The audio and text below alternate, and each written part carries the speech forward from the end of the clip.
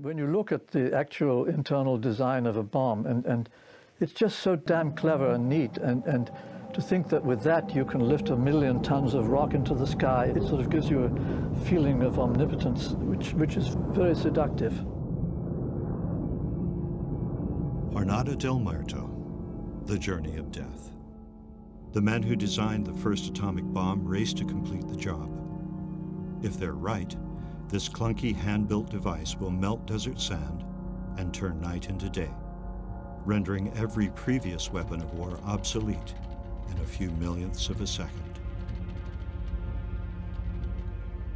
The night before Trinity, project scientists, under orders from General Groves, took turns guarding the fully armed, electrically triggered prototype in its metal hut atop the shot tower, as a lightning storm raged around them.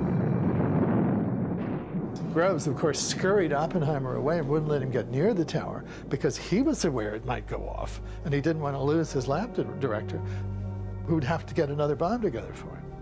Edward Teller had raised even more frightening concerns. Initial calculations suggested the possibility of triggering an uncontrollable reaction in the atmosphere, one that, in a worst-case scenario, could incinerate the entire world. Hans Bethe was assigned to double-check the math. A decimal point had been misplaced. Odds now favored the world surviving the Trinity test.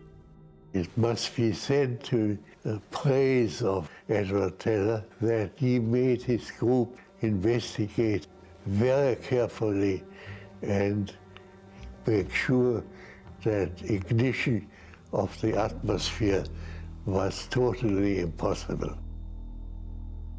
The clouds parted shortly before dawn. Scientists, soldiers, and VIPs moved to their observation posts, some of them more than 20 miles from ground zero. Edward Teller passed out suntan lotion to protect against the ultraviolet radiation.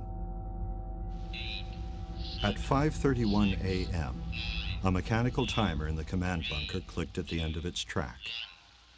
6 miles away, the firing circuits closed. Capacitors discharged, and 32 critically positioned detonators fired as one. The shock wave from the shaped charges rocketed inward, compressing the plutonium sphere to half its former size and turning it into a superdense liquid before finally crushing the beryllium initiator at its core, releasing a flood of neutrons. The chain reaction developed gradually. More than 80 generations of atomic nuclei had to fission before enough energy was released to crack the bomb casing. The entire process took nearly 8 millionths of a second. It only seemed instantaneous.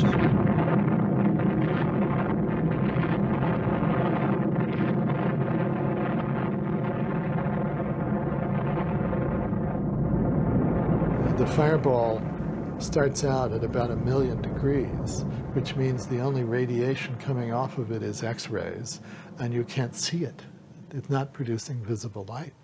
And it's only after it cools down, which it does very rapidly, to about 10,000 degrees, the temperature of the surface of the sun, that it suddenly blazes into light. And then, because it's far enough away not to kill you, you just see the explosion. You don't hear the sound. You don't feel the blast. It's just this thing happening in silence. And then abruptly, the sound bursts over your face, and the shock wave blows dust and leaves and sand in your face. And the physical wave is such that it shakes the ground as it goes by you and resonates in your chest cavity. Well, our first reaction was, we've done it. And it was even more powerful than we had previously calculated. The second thought was, what a horrible gadget have we invented.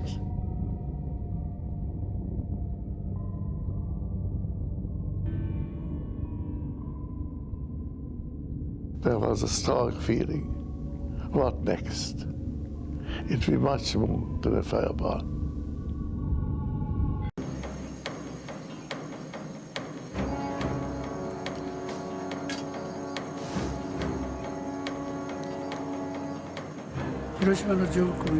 I saw an aircraft, like a tiny silver drop, entering the sky above Hiroshima. I instantly recognized it as an American plane, 当時の日本にはない。 as no Japanese aircraft could fly at that altitude at the time. たった息ですし、 It was just one plane, so I assumed that it was passing by as usual. 気にもしないで。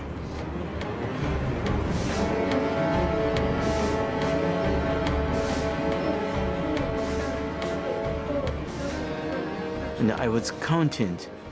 1, 2, 3. 机をこう拭いてた。 I was wiping the desktop. That was when the bomb was dropped. ね。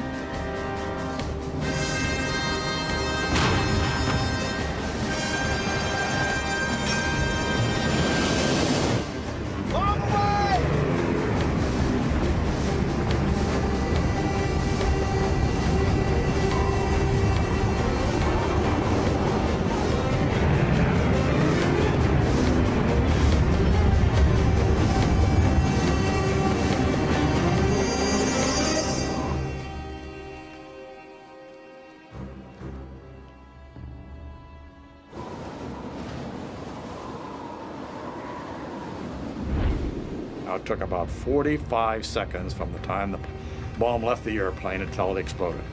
And I think there wasn't a man in the airplane that wasn't either timing it with his watch or counting or doing something.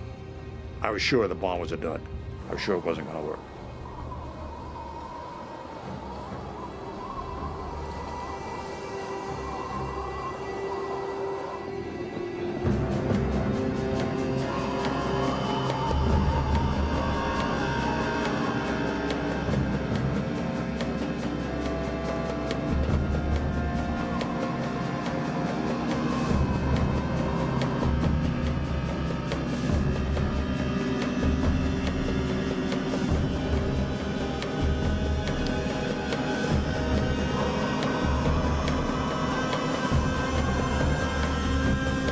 After falling for 43 seconds, the time and barometric triggers started the firing mechanism.